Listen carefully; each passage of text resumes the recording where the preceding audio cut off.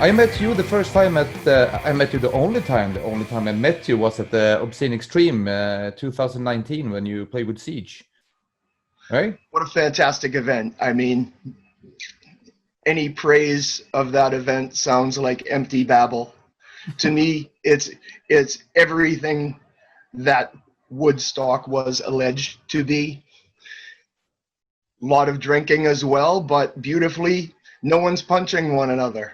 Very peaceful, extreme music branch of the family. In fact, all branches of the extreme music family seem to gather and converge there. I'm looking forward to going back as a fan one day. Yeah. That was your first time at the Obscene Extreme? It was, and during that run, when Siege returned to the stage in 2016, thanks to the Providence, Rhode Island punk family and Drop Dead's encouragement, when we returned to the stage, a momentum of performing was established where we were able to get to Maryland Death Fest also, Ear Slaughterfest in Eindhoven, just some fantastic opportunities to reach the punk family internationally, to celebrate this music that we all fucking love. It was just an amazing run. I'm so grateful to the punk family for welcoming us back to the stage and helping to make it happen by raging up front, being in the slam pit. It was a really good run and series of shows and special events. How many shows have you played since the reunion in 2016? A little under 50, which would be 10 times what the original Siege played. Those were good times, man. You know, you were psyched to get $20 for a pizza and for gas money. I was just looking back at some old photos of the one Last Rites show. Last Rites coming after Negative Effects and before Slapshot. And their one legendary performance, I think it was where he debuted where Jack debuted the half of the mic stand to swing around threateningly on stage. That was one of Siege's earliest performances at that legendary show with Jack and Last Rites. And I was just looking back over some old photos, reminiscing, or rather looking forward to rowdy shows again one day. It'll be a while, but I know that you and I will be there raging up front when that goes down. In the meantime, there's a lot of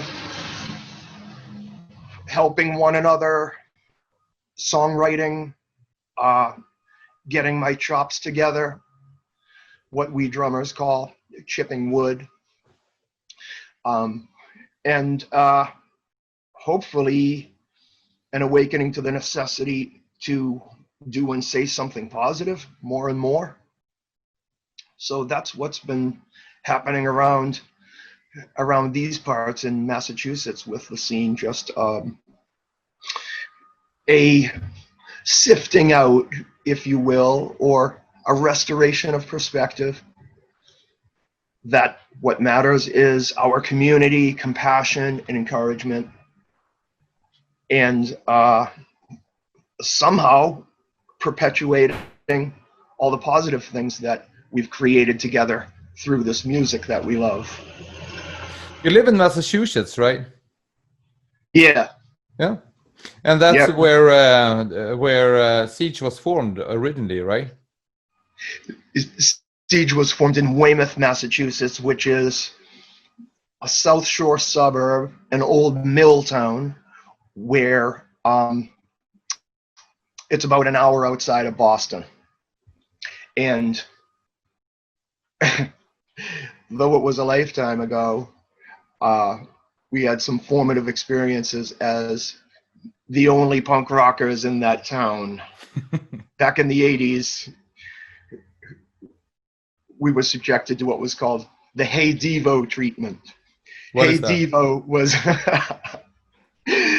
the Hey Devo treatment was when a bully, a jock type person who was not familiar with punk rock or even heavy metal for that matter, singles you out because you're into music that they don't know yet to give you an ass kicking. The Hey Devo treatment. So that was what fueled a lot of the anger of our work, being the only punk rockers in a 100-mile radius. I'm exaggerating there, maybe a 50-mile radius, or it certainly felt that way. And opposition to Reagan and Jerry Falwell's America, everything was new at that time. Radio, and local radio especially, was changing. It was a lot harsher music on there. Every artistic discipline and medium was being revolutionized and affected by punk music and the more extreme forms of metal. It was a really exciting time back in the early 80s to be fucking collecting records, to be first going to those shows.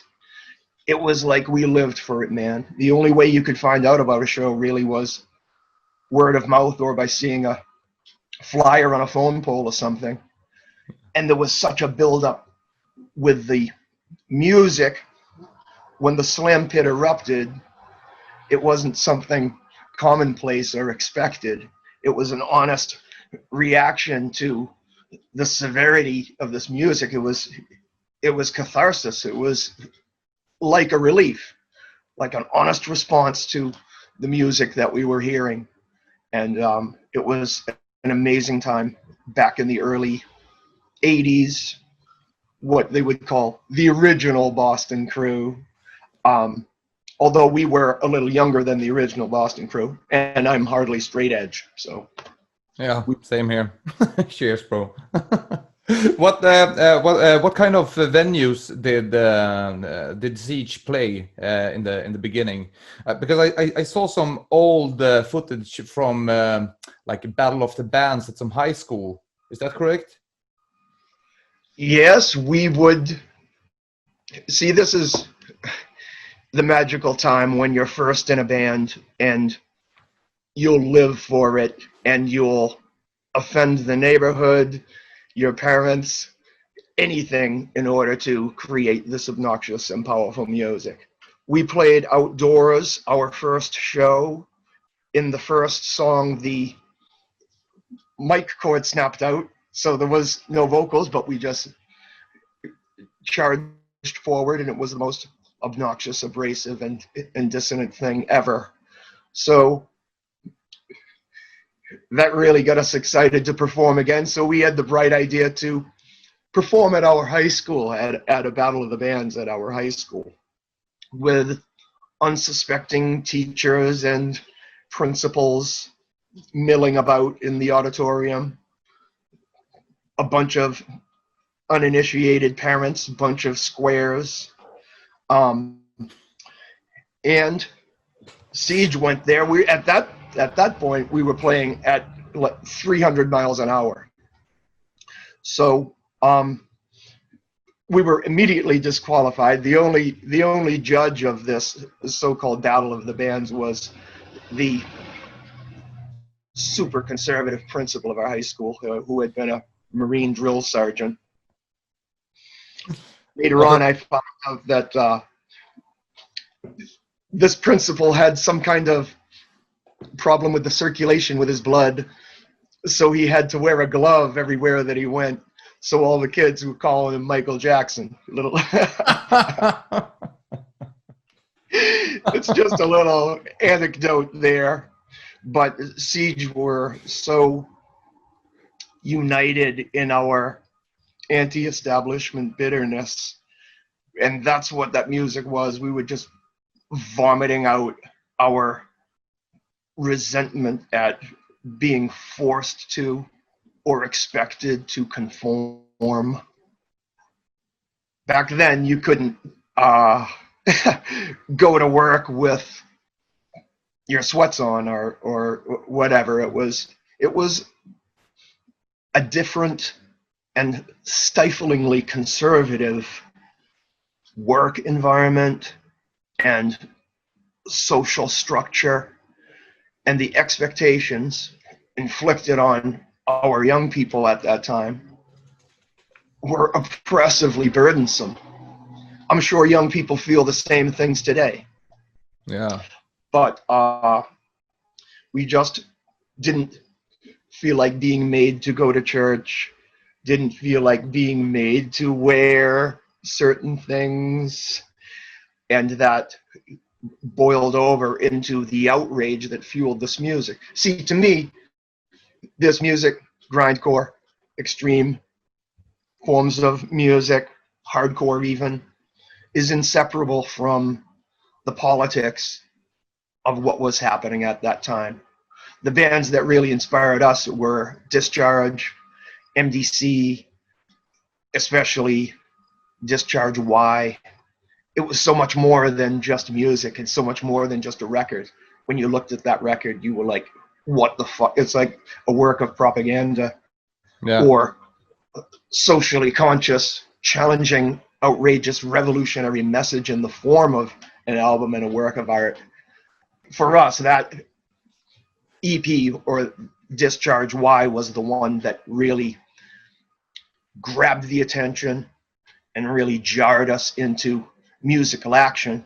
Hearing it also was a lesson in how to be courageous in the recording studio and not compromise and make something incredibly fucking obnoxiously harsh and uncompromising. So that was the first time any of us really heard the distorted bass and the relentless pumping beat, and all of that mixed in together with what we were experiencing, and that Siege Drop Dead cassette was the result. And the subsequent Cleanse the Bacteria tracks. We recorded those a little later the same year, a couple of lifetimes ago. Yeah, it was 84, right? Mm-hmm. Yeah. Do you still get the same kick out of playing live shows today as you used to back in the 80s? That's a great question. I enjoy them even more now. Awesome. Several reasons why. Tell me. Now there are two guitars and the sound is skull-crushingly macerating, and the sound is fucking massive with that second guitar. The lead guitar work can really open up. My lifelong songwriting partner, Kurt Habel, a Siege original lead guitarist, his work can really open up. I've gotten better at performing. Not all the guys in the current lineup of Siege can say this, but I grew up doing stuff like community theater or college radio. So I've really got the routine down. Before you go out on stage, I have certain things that I do to stay chill, which I didn't know back during that original run of Siege shows. The original run of Siege shows, there was always a feeling of danger, like something was going to go wrong.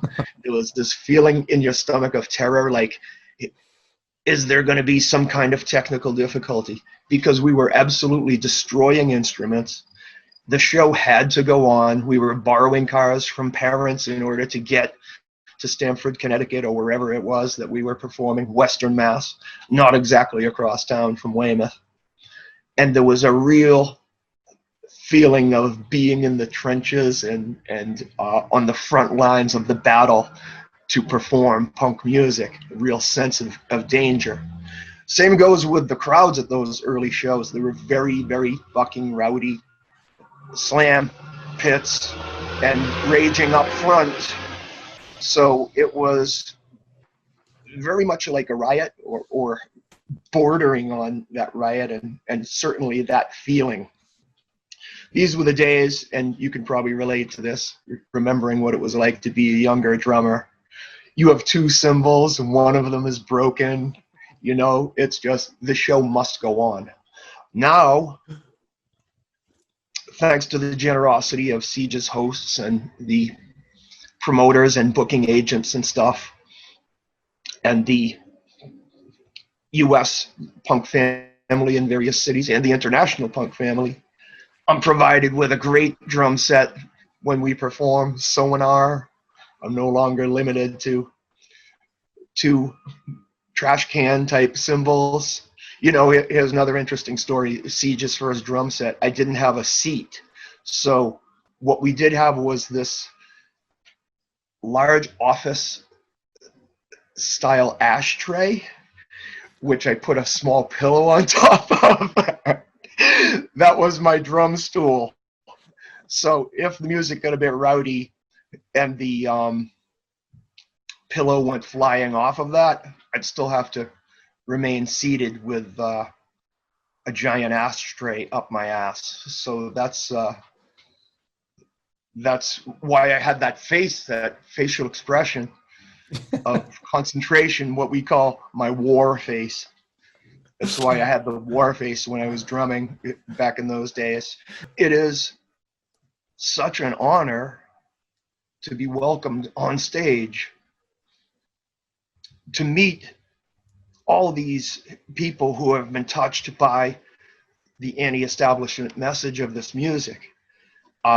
That's absolutely the best part of performing for thousands of people, is getting to meet the punks and the metalheads out there, and the many freaks who, like me, have been touched by this uniquely powerful form of extreme music.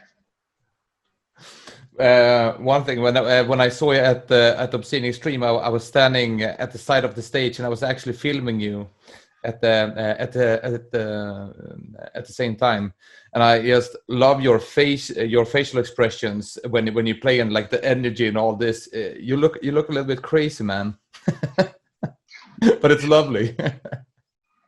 It takes several shows in a row to get that deep into the drum zone. You can't just step out cold turkey without doing it for a while to get that deeply sadistic on drums. Yeah, it's something that I've been doing since I'm a little kid. Since I was a little kid, I myself started playing when I was in the 6th grade. Yeah. I had no rug, so the drums would go all the way across the room. In one song. I'd have to stop, drag the drums back. They were in our den.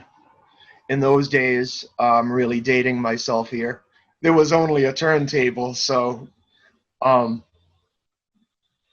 you would skip the record a lot if you were record copying, trying to teach yourself how to play drums. What I discovered was that I could play the AC/DC records on 45 RPM. I used to play Beatin' Around the Bush, which is from the Highway to Hell album, on 45 RPM. Then I saw the first Boston performance of Minor Threat. And by the time I heard a record called the Neos 7-inch, I was hooked. I was determined to be the fastest drummer. Nothing less would do. And I would not, what has now come to be known as cheat beating, which is alternating hi-hat and snare. I inflicted this masochistic discipline on myself where I would do all 4 hi-hat strikes for every snare hit. I know that's a little technical sounding in shop talk, but what you're seeing with my war face and with that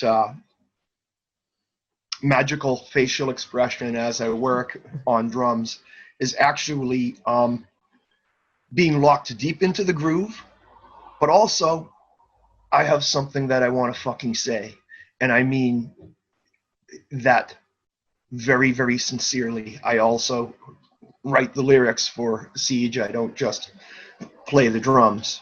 So ever since the beginning, the sincerity of that message, that very simple revolutionary feeling, and that furnace of fervor and social consciousness inside of me erupts. It comes out on drums. It comes out in the form of this music, and I'm sure a lot of the other bands, young and old, will tell you the same thing, which is they're feeling the meaning of the message of that song.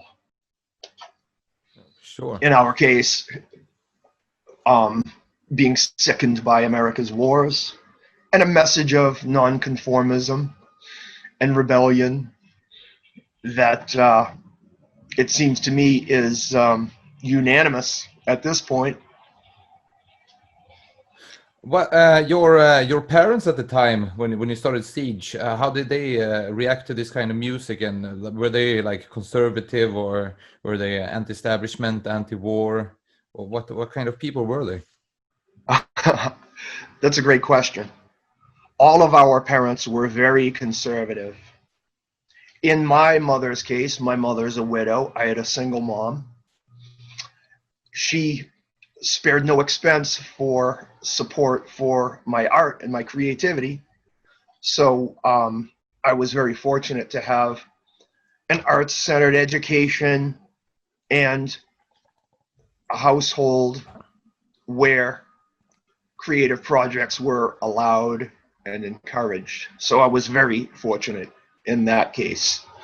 Not so the other guys in Siege. One of the guys had a really strict Catholic family. He grew up with them making him be an altar boy and put a skirt on up there at Mass, or you know, the lace blouse doily collar that they wear. One of the other cats in the band, his dad was a vet, and very traditionally patriotic. That's what we were escaping. That's what we were rebelling against. A lot of people don't know this about Siege, but we were welcomed by a community theater group that provided rehearsal space for us in a really liberal congregational or Episcopal church. So Siege's first rehearsal space was in a church that we took over from a theater group. Man, it was loud in there. We had marshals in there. There was a giant Sherwin Vega bass cab, which had a blown speaker, which was, you could hear it 10 miles away. But we've always been welcomed by the artistic community in the underground in our town. And the majority, the older people, the squares, had nothing but discouragement and disdain for these early punk rockers, my friends and I. You know, I'm sure you and a lot of your viewers can relate to that. Yeah, for sure. The feeling of not being accepted the way you want to be seen, the way you aspire to be seen. If I had anything to say to the viewers out there and my brothers and sisters that love this extreme music out there, it would be to be audacious, and that I see the true you, the you that you want to be, the you that you are going to be, and I stand with you. That's the message that I want to carry to your friends awesome. out there today. That's wonderful, man. Except for music, what kind of hobbies do you have? Do you have a family? I do have a family. I have a young adult son who's just finished his bachelor's degree. Awesome. Good job. I don't really watch TV too much. I like to read a lot. Lately, I've turned to the harsher forms of noisecore, noise grind, and more abrasive and dissonant forms of improvisational music. So I've branched off a bit with a composition entitled The Pledge of Allegiance. Cool. And this includes noise guitar, drum soloing, and some spoken word. It's not for those who are looking for something adhering to the constraints of the traditional forms of hardcore and grindcore. I believe that our art form of extreme music should be stretched to its limits, and that it's an artist of any kind, musician, sculptor, choreographer, it's an artist's duty to bravely seek out new territory and really push themselves. So my new enthusiasm is springing from what we've already achieved in extreme music. I think grindcore should be combined with jazz music, and there should be mad expression and emotion and soloing, and that new textures and levels of dissonance and expression can be achieved when we combine genres, just as Siege and other bands combined heavy metal and punk rock. That's my new ambition, is to marry different art forms and create an explosion with that alchemy. Then I have to ask you the questions, like what kinds of bands gives you inspiration today to, you know, to have this mindset? What bands fulfill the words that you are saying right now? Do you know, like combining jazz with grindcore, maybe with I don't know, electric influences? I don't know. I come back to John Zorn again and again. The Merzbow Gore Beyond Necropsy split is something that I listen to quite often also. Some of the side projects of Sonic Youth with the noise guitar and fluttery, busy jazz drumming, a guy named Tom Sergal. I'm always searching, as any passionate record collector or listener does. And the answer to your question could be found in the record shop on shelves other than heavy metal and grindcore. Yeah, exactly. There's some dark classical music that I've been listening to, a composer named Takamitsu. It sounds snobby, but no, it sounds Japanese.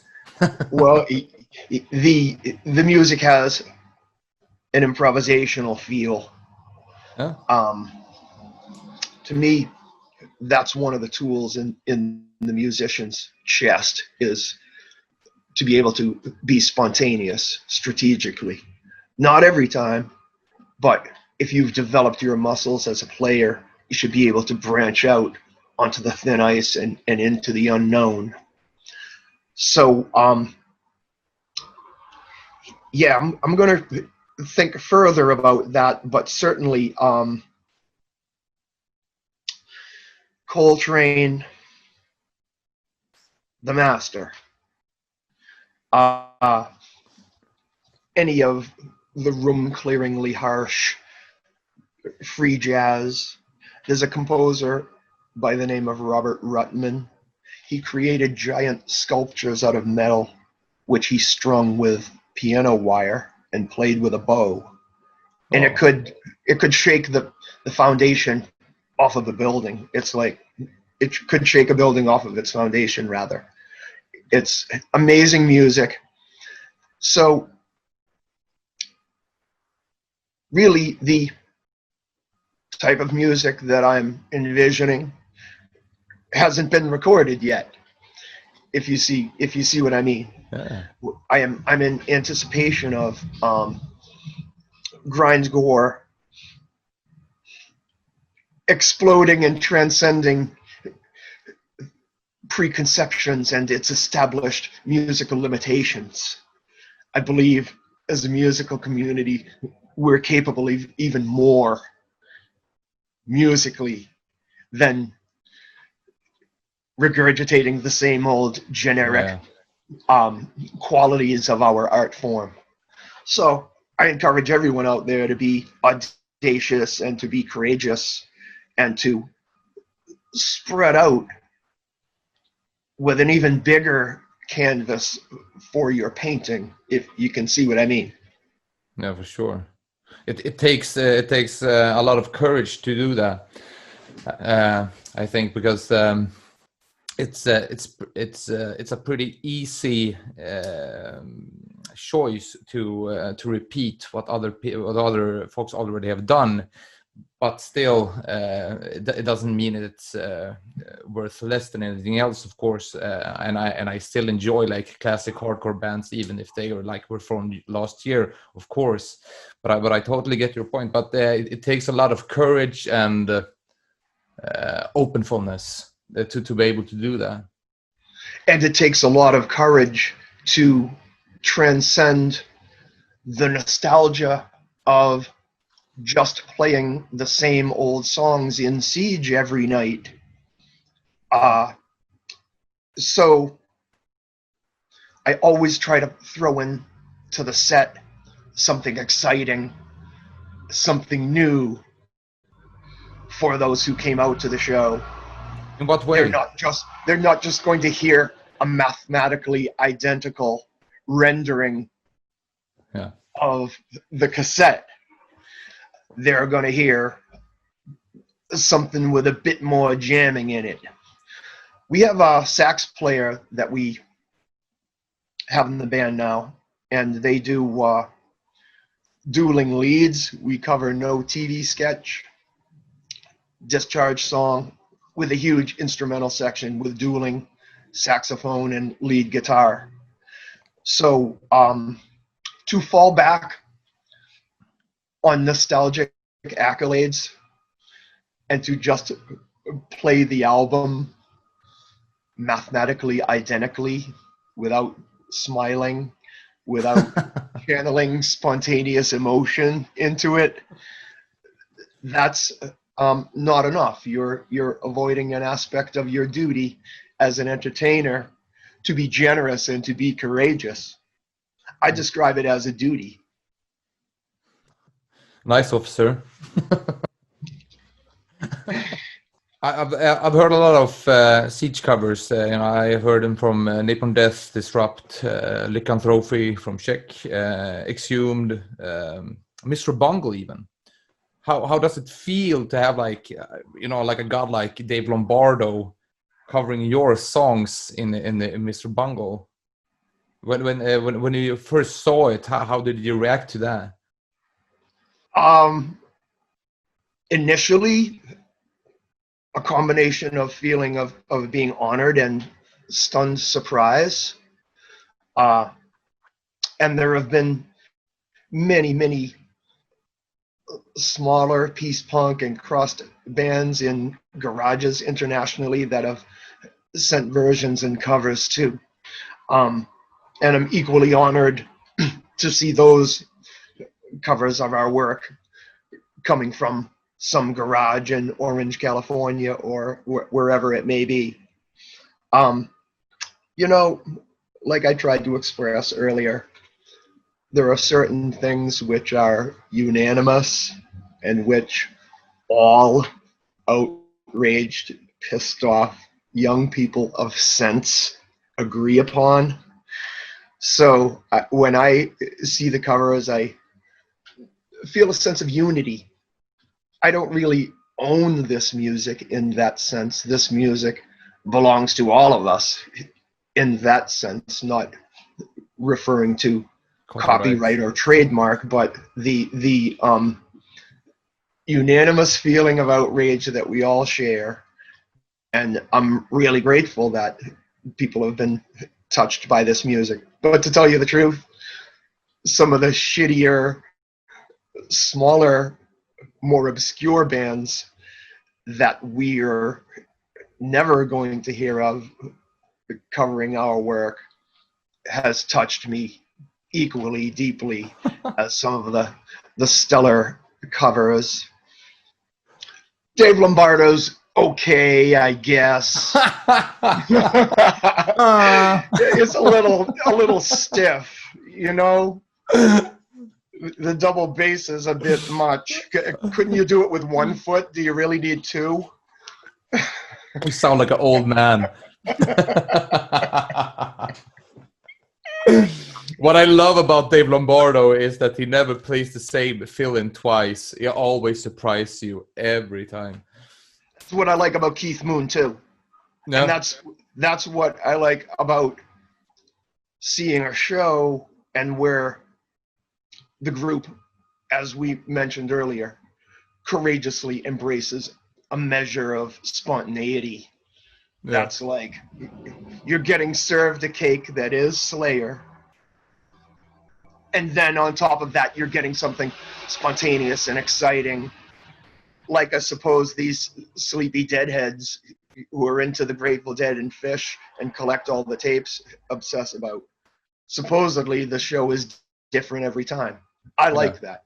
And you know, when you listen to that early Slayer live album, what was that one called? The earliest, not Live Undead, but it was a mini, Decades of Aggression. Yeah, there was a double CD. Yeah.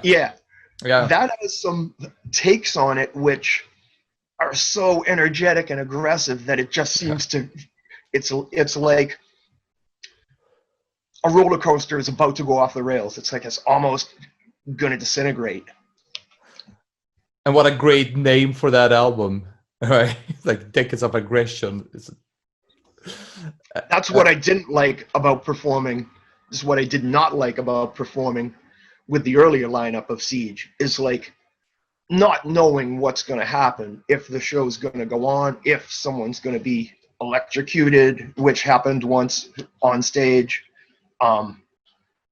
Anything could happen, and that feeling of uncertainty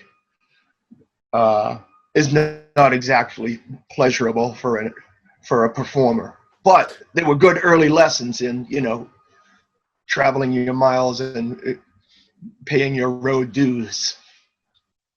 But if you could have done something differently, what would that be? I don't really do regret, because all shit that we go through is necessary to teach us, and is a necessary and sometimes even very difficult lesson for us. So I don't really use the term regret. If I could do things differently, if I could have done things differently, absolutely I would have remained consistently driven and focused on a positive lyrical message for all of my work, and a positive concept for every project, including side projects. There was a fateful show where we were supposed to play at CBGB's with the Necros, and there was backstage squabbling, creative differences, and some office politics in Siege at that time. And the vocalist at that time, my dear friend with a singing voice harsher than anyone else, Screaming Kev Mahoney, made the decision that he would not show up and get into the van to go to the show, but rather he decided to go and feed the ducks in the public garden in Boston Common. That's when the original lineup of Siege came apart, and if I could have done anything differently, I probably would have gone to his house in the morning, kissed his ass, smoothed things over, and made sure he got to that show, because Siege's momentum of the attention that we were receiving, thanks to Interviewing Maximum Rock and Roll, thanks to Pusshead, Cleanse the Bacteria comp. The momentum was really building. We were, if we had done a second album, that really would have been something and really would have made us. But there are important lessons that I would never want to elude or give away. Those early important lessons in the basic shit when you're in a band. Have a PA system, have a rehearsal space, and get along with your fellow instrumentalists. I think those three things are the three early difficult tests and challenges for any rock group. Yeah, especially to be able to, you know,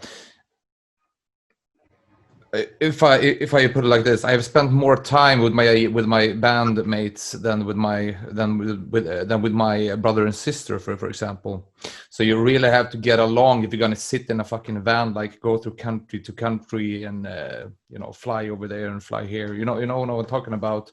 It becomes a part of your family, actually. Yeah, and it's what we now call a chosen family, the family that you choose rather than the ones that you're born with. And it's something that I greatly respect and that I'm deeply grateful for. That surrogate family of musicians that includes extreme music obsessed freaks worldwide. That's why you don't want that evil stepbrother coming in. Yeah, and you know, it's a very common beginner's mistake in a rock group is the bickering and shit like that. If you're really fortunate, you have brethren like Drop Dead from Providence. The unity of their message, the unity of their message, and the way they cooperate towards their mission is something that I greatly admire.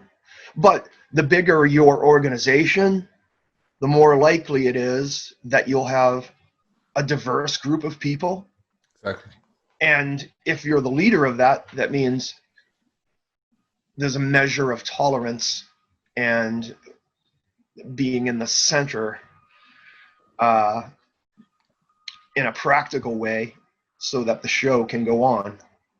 So if you've got 4 people who are all of the same mindset and have the same mission and message in their hearts, wow, that's a great thing.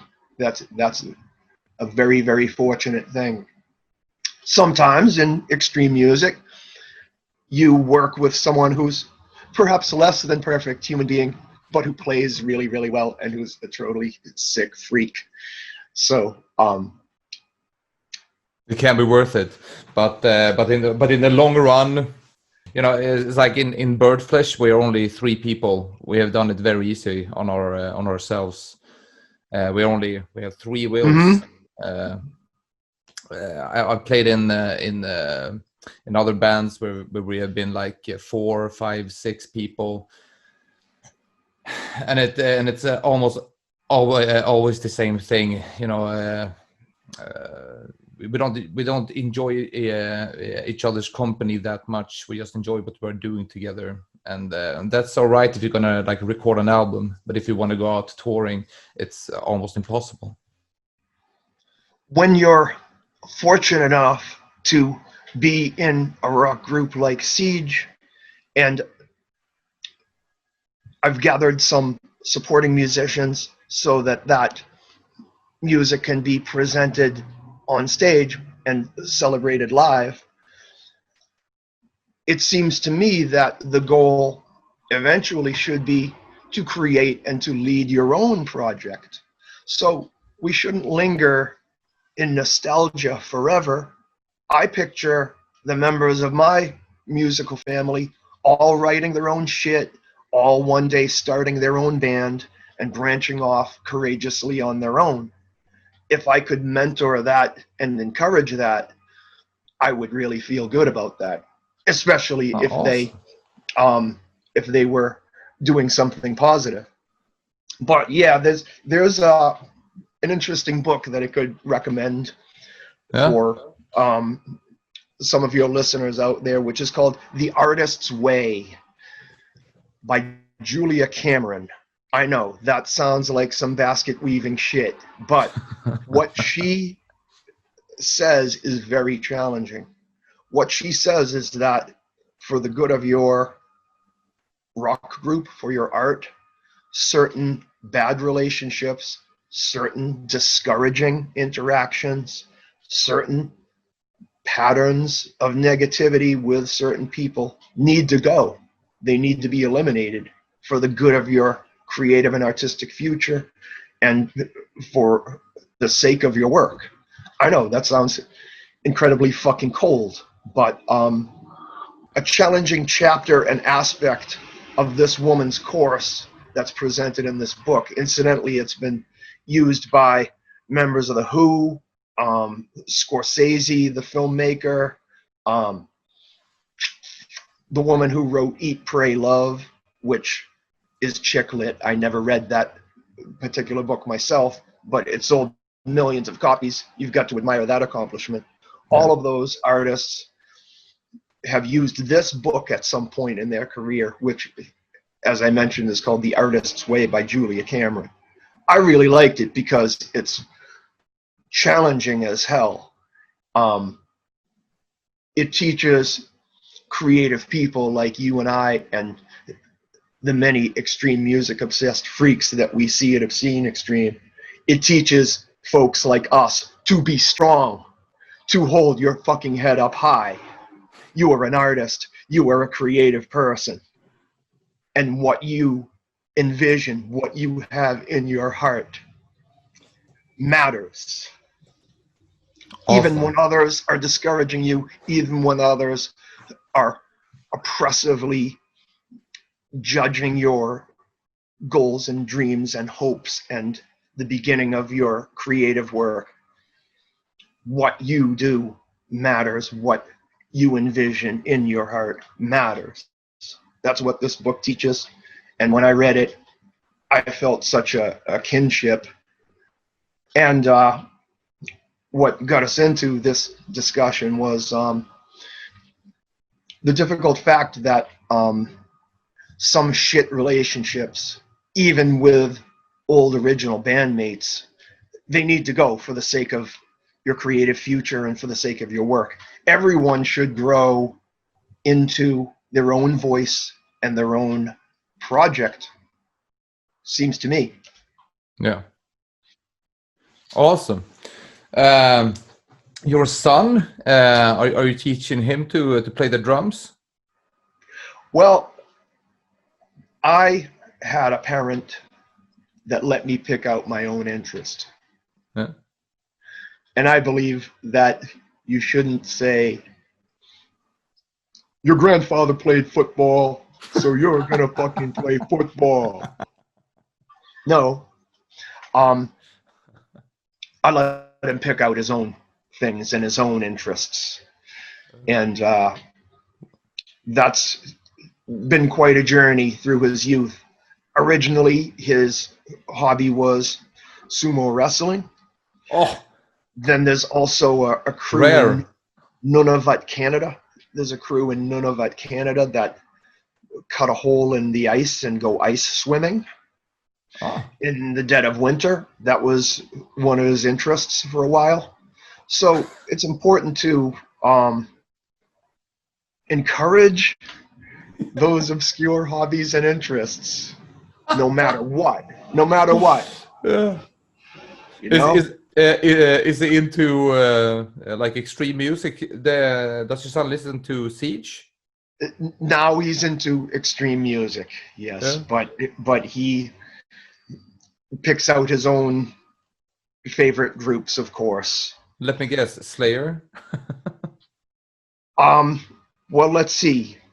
He listens to trap music like Migos and Who's that cat with an ice cream tattooed on his face? Chief Keef. He also listens to shit like Nails. You don't like Nails? Yeah, he's a big fan of their work. Huh? And Young and In the Way. He likes today's bands, like the Death Wish label. The Death Wish label bands he really likes. Are you into Nails? Absolutely. Well, I hear it through him. I learn about a lot of new music from what I hear coming down from upstairs. Wow, the production is really harsh and dissonant. Yeah. Man.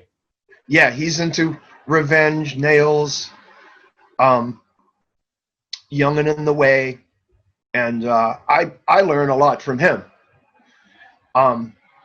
And I think the best way to learn about new bands is performing and seeing the groups that are the opening bands. Yeah. That's the best way to learn about new groups. And we've seen a lot of excellent groups, as I'm sure you have too. Name the best one you ever heard, like these last couple of years. What has been your favorite band that you saw as an opening act? I'm gonna have to dig up the record, which is across the room. I saw a band in France who were like a garagey. They were like a garagey version of Devo. They used all analog synths. Oh. And it was the most hilarious, outrageous, challenging performance. I like the weirder groups. I like the noisier acts. To have performed with Merzbow was an honor. I know that that's not an obscure, smaller group, but I always gravitate towards the more dissonant and the more abrasive shit. I got the LP right over there across the room. The name of the group escapes me, but we're gonna do it like this. Insert vinyl here. I will let it in. We'll do that. Yeah, we'll do that, man. I saw that you played with this band, Die Choking. An amazing group. Yeah, right. Absolutely amazing. PLF too. PLF, dude. Brian Fajaro. Yeah. Wow, what a player. Yeah. What a player. I always watch the stuff he uploads like on Facebook. Is like, I'm rehearsing a new song, and he always like puts up a lot of material before his knee surgery. Cohen from Die Choking too. Yeah. Wow, what a display of drumming and percussion. Hell yeah. Just the right mix of chops and technical ability and absolute fucking sadism. And really hitting the drums hard. Those cats in Canada. Always a pleasure to rock with them. Wow, what a display of musicianship when you see Die Choking. The singer, I can't remember his name, the blonde curly hair, he when he sings and plays, he has this attack mode. He's like leaning forward like all the time. It's like it feels like he like attacks the microphone, you know. Yeah, he kind of reminds me of one of the cats in Macabre. The way he leans into his work. Yeah. Yeah, it's commitment. Yeah. That's something I admire. Commitment to extreme music. Yeah. To the point of painful obsession. That's what we're seeing. We're seeing supreme musicianship. And I'm really glad you mentioned that band, because there are two excellent drummers right there. For sure. Brian and Cohen from Die Choking. I'm really glad you mentioned those two bands, because sometimes when you're a smoker like myself, you get interviewed, you get put on the spot. It takes a couple of minutes to remember. Oh yeah, that's what I should have said. Dude, Fucking awesome. Have you ever played with PLF? Yeah, we played in Canada. It was the Slave to the Grind Fest. Oh, awesome. Slave to the Grind. It was like a tribute to Doc Brown's movie. Yes, it was before the movie came out. It was he had festivals by that name in Canada. Was it Doc Brown who put it up? No. Yeah. It was? Oh, really? Yeah, I it didn't was. know that. Awesome. Yeah, good man. He brought Siege to Canada. Holy shit. Cool. That was quite an honor, and he's a great guy. You know, Yeah. I really enjoyed and learned a lot from the film too. Yeah. You know, but to be welcomed to a foreign city by the punk rock family is really humbling honor, and I'm so grateful to everyone out there who's hearing this right now. Thank you so much for helping bring Siege back to the stage, and we will see you when this shit is over. We'll rock together. I'll be there as a fan, raging up front with you and with everyone else that's out there in your audience. Except from playing the live show, what was your best memory from Obscene Extreme? Oh my God, I'm so glad you asked that. It was one of the greatest moments of my life. Chris Leamy and I, he's the rhythm guitarist and he plays bass too. He's an awesome guitarist. I saw his stuff. I actually like reposted his stuff. He's great. He played a Megadeth solo. I can't remember which song it was, but he's awesome. He has kind of a prog grind project called Brain Famine. Brain Famine. Brain Famine really is kicking some serious ass. Great new grindcore rock group. Anyways, we had played, the action was over. We were just walking around as fans. We came to the beer tent, which was packed with rowdies. It was hopping. The beer tent had pounding electronic music. Yeah. And there was a circle pit. And in the circle pit, there was two people dressed as dinosaurs inside of a shopping cart. So when I saw the two people dressed as dinosaurs in the shopping cart in the circle pit, I was so fucking happy. I was elated. You can't help but get in the pit at that moment. I just felt such joy. I felt at home. I was with my fellow freaks. I was so fucking happy. Awesome. What is the worst memory you got from like playing live shows from all over the years, like back to the good old days?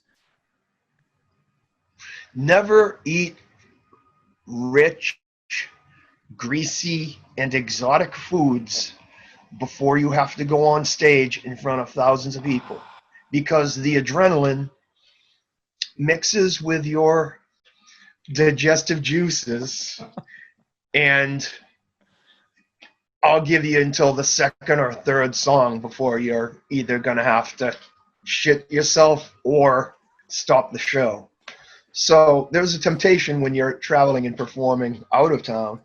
Oh, this is so exciting. I'm gonna eat a triple burger at Roy Rogers with fries. At the rest stop on the highway, I'll just grab some greasy shit on the way. Don't do it. Have a spring water instead. And at all costs, avoid rich, greasy, and exotic foods in the hour preceding going on stage. Because what you and I do, there's a lot of adrenaline. Yeah. You know? And the adrenaline's like a drug, a good drug. For sure. Yeah, for sure. And it can affect your system. It's the same when you get off stage. It's a dangerous period of time. That's when hotel rooms get trashed. Anything can happen. Tensions are high. The excitement level is exploding. So protect your body in the moments before you go on stage and in the moments moments after you get off stage. Little home advice for all the aspiring performers out there. We have a song in Birdflesh about this topic. It's called Anal Misery. So, how's your stomachs doing tonight? All good? Ours are total crap. Anal misery!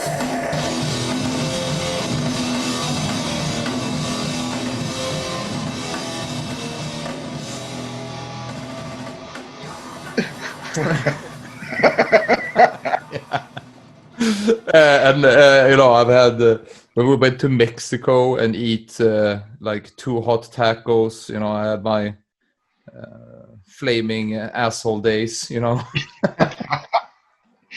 Yeah, you learn. It's something you learn by doing, unfortunately. I used to play in a band called the Arson Project, and our singer in the middle of the live show, we had play half of the set. He is like, I'll be back soon, and then he runs off stage. And it's like 5 minutes later, he hasn't come back. Like maybe like 7-8 minutes later, he comes back, and he has been to the backstage taking a shit. Yeah. Where is this motherfucker? Is he doing coke? Yeah, exactly. Couldn't you wait? You know? Is he jonesing? Is he fiending? What's going on? Is he making phone calls? Yeah. So, yeah, holy shit. Except from Siege, you have a band called Nightstick. Yes, I did 3 full-length albums. Yeah. On Relapse, this crew, Nightstick. We also did a 4th full-length, which was an import with Alistair from At War with False Noise. I wanted to build a new group completely from the ground up, which does not ride on the coattails of Siege accolades. That was what I was determined to do, to create an entirely new form of music, like you and I have talked about a little bit. The idea was to make something like Black Sabbath, but with prepared tunings on the guitar. Doom or stoner rock rhythms, but with very dissonant and abrasive lead guitar textures. Unfortunately, the only musicians I could find from our hometown of Weymouth, Massachusetts, USA, were these alcoholics and drug addicts, and Nightstick was the result of that. And what a great result it was. It was a good run. And these were my hardest lessons as someone who tries to lead projects and keep a show on the road. I'm sure many of the punk and metal musicians out there know what it's like to try to coordinate a collaborator who has a drug habit. Well, it's not a joke, but it was a good run. There was no surrender, there was no compromise, and I'm very proud of that. It would be good to bring Nightstick's music to the stage. That's not possible because of the lifestyles of those heroic degenerates that were members of that particular group. Being indisposed, in jail, in detox, other temporary challenges and impediments to our work. But I'm really glad I continued. You know, I'm really glad I didn't just wait for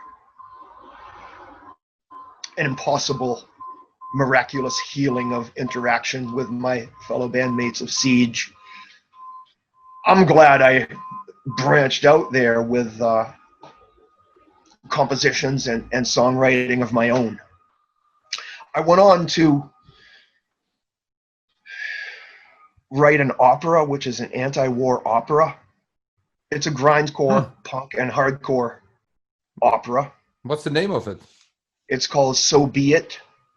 It was released by Deep Six Records out of LA, the same record label that puts out the Siege vinyl. I was very honored to collaborate with Bob from Deep Six. Once again, with this project, it has the singer from Yakopse, Amy Lawless, sings a part. There's a international cast of singers that play certain parts. The singer from Grief, Jeff Hayward, sings the part of the president in this opera. It's an anti-war opera, which is a surreal journey depicting the mother of a soldier who was killed by war. So the whole album has characters and has a narrative arc to it.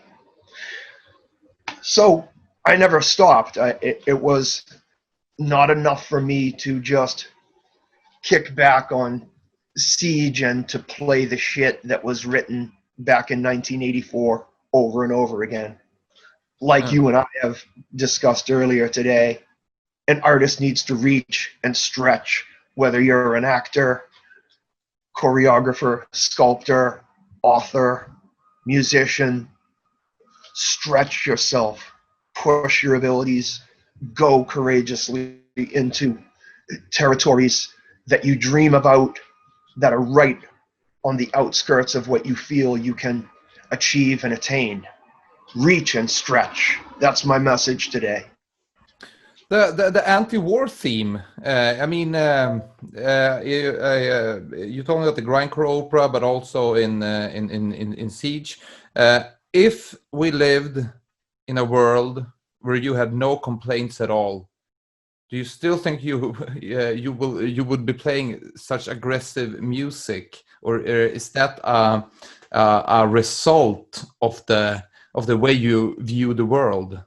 You get my drift? It is the result of the way we view the world. I don't believe I would be playing such aggressive music had we not been given something so honestly to rebel against. Yeah. Bands like Siege exist because evangelical pigs exist, because their oppressive theological judgments are inflicted upon the younger generation. So had that caustic ingredient not been inflicted upon us, not been cast into our lives, we would not have righteously and honestly reacted to it so volcanically. Yeah. So that's a very challenging question, and I would have to say no, without the active ingredient of hatred and resentment for square conservative judgments, what we should wear, what music we should listen to, what we should believe. Without that oppression, this honest music would not have sprung forth so explosively. But it's hard to envision a world where everything's perfect. I mean, to me, that would be a world united in compassion, where basic human needs are met, not a purely greed-based and purely competitive society. There would be a bit more of a balance of compassion, something that we can see eroding and evaporating in the United States right now.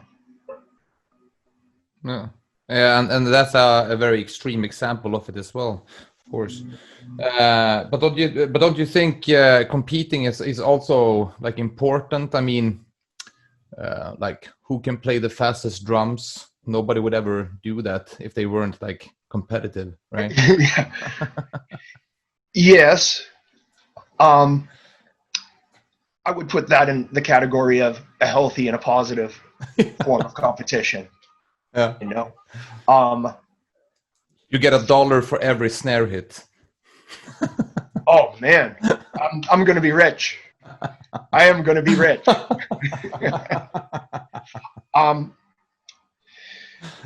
But in a country as affluent as ours, there's no reason for people to be discouraged and feeling oppressed, to have to compete to meet their very most basic needs. Yeah. Is that a smoothie? That's a lemonade. I'm a lightweight now. Yeah. Yeah, I hardly drink at all now. I do my drum rudiments, paradiddles. It sounds a bit elderly, but How old are you? in order to keep, well, old enough to know a lot.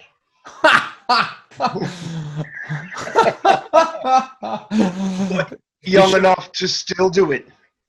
Yeah. Young enough to still do it all and still do it well. Young enough to stick my dick right up someone's fucking ass. But I do go to a gym because I care very deeply about my drum work. Yeah. And that's just what I do. I'm getting more serious about my art, more devoted in my old age. Of course, I didn't mean it like that, but you do you feel that you need to go to the gym to like keep up the drumming as well? The drumming deserves that. Yeah, especially You deserve that. especially like you and I talked about. If you're going to embark into unknown musical territory, you should be fit. You should be prepared for that. See, there was a time when I banished all cheat beat drumming from my work, and I made a vow with Mark Fields. He would be what's called my accountability partner.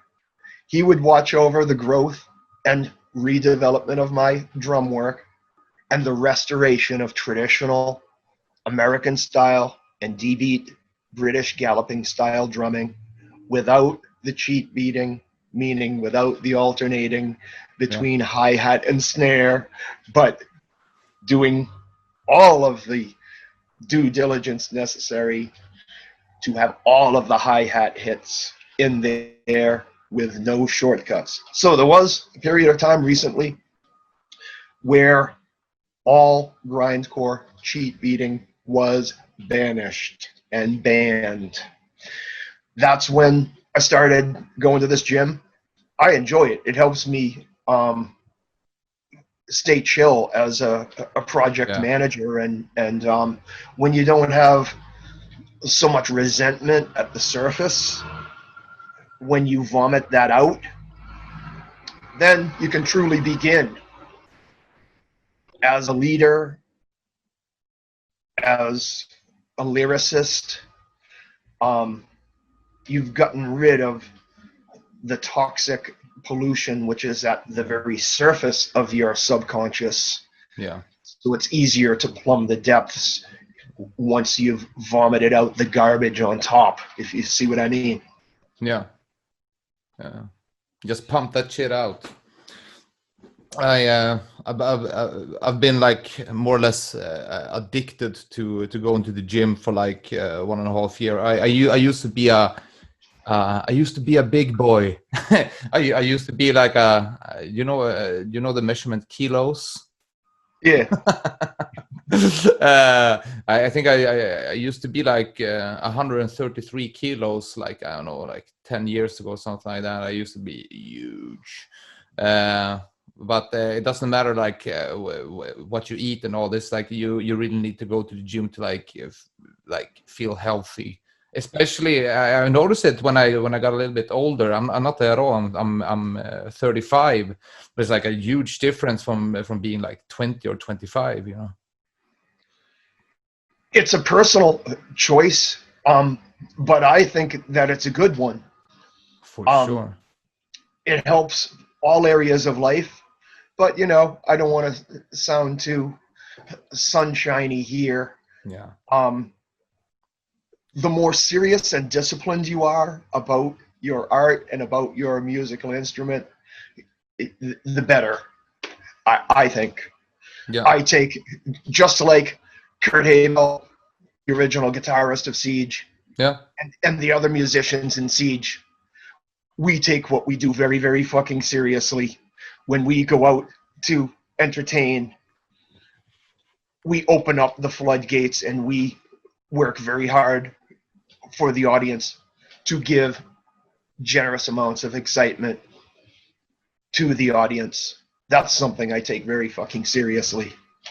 So that does not include sitting around swilling 40s and watching television. Yeah. And you deserve it then, as well as the fans. And we've seen the examples of the people that we admire dying. I aspire to walk in the footsteps of the great drummers, Keith Moon, John Bonham, all of those cats dying way too young. And there's many examples that you and I could mention of younger musicians and from the extreme music community, people who have died prematurely from misadventure or the lifestyle, you know? Yeah. I've seen it happen. I've seen fellow musicians lying in their coffin, and it fucking scared me. So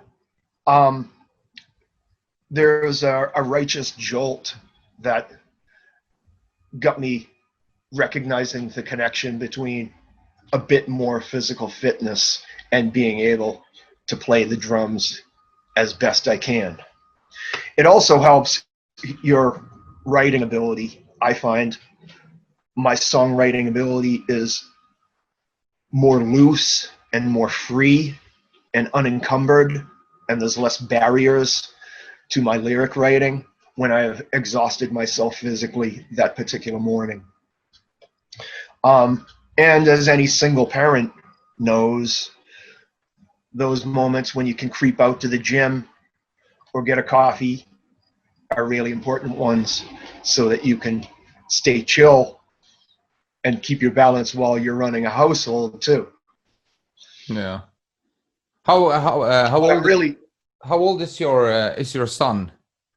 How old He just finished college, so I'd say he's 22. Yeah.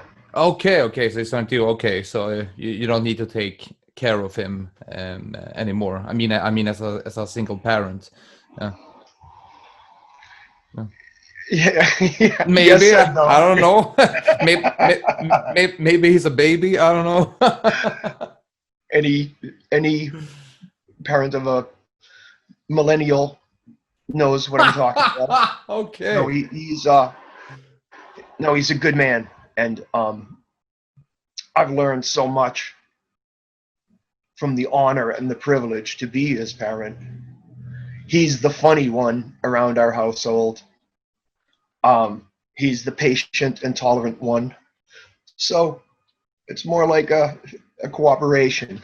I'm very, very fortunate to live in an arts-centered household just like the one where I grew up. I've worked really hard to give my younger family members the good things that I got, encouragement no matter what, and a headquarters and a workspace for your music and for your art. That's my greatest accomplishment right there, is encouraging the work and the dreams and the goals of others, whether it's the younger supporting musicians in Siege or the young people in our extended punk family, which includes my household. Brother, what matters most is kindness and encouragement. That's what matters most right now. That's what I love about the feeling of going to Obscene Extreme and going to some of these larger extreme music festivals, is that feeling of unity. Man, when I'm there, I feel like I've known these people my whole life. I haven't, but I feel I recognize so many of them. And there's that beautiful kinship of that extended surrogate family of extreme music obsessed freaks. It's a great feeling, isn't it, man?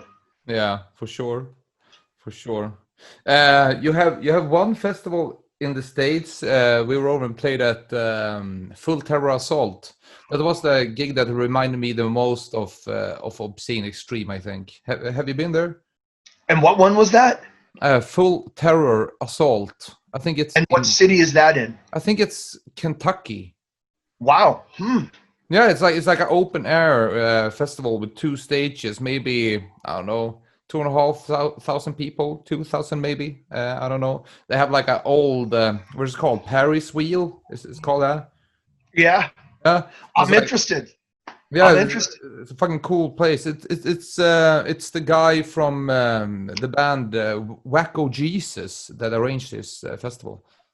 Oh, you know, I don't know what people are saying or doing. I saw that Infest and Drop Dead had booked a show for way down the road, a year from now or so, but I'd love to learn more. I've always wanted to go to Kentucky myself, and I'm a fan of that group also. I'm really interested. I'm missing the extreme music family right now as a result of our talking and reminiscing so much about these excellent shows. Now I'm starting to really miss this shit.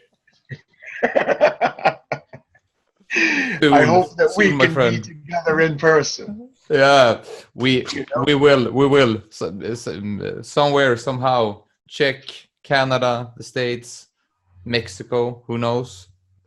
Right on. God damn. Right on. I'm looking forward to that then. Well, my friend, I better conclude and go pretty soon, but let you have the last word and ask a few concluding questions. By the way, I'm really grateful to be able to talk with you and to be able to reach your listeners and your viewers out there with this. Thank you so much. Oh, dude, I'm the one that should thank you for this. I really appreciated talking to you, Robert, and I wish you all luck, and I hope to see you soon and stay healthy and kind and create kindness and encouragement, and good luck with your son. Thank you, my friend, and you and I will be together in person with the other members of the Extreme Music family one day, very, very soon. All of us will be raging together up front. Until then, rock forever, my friend.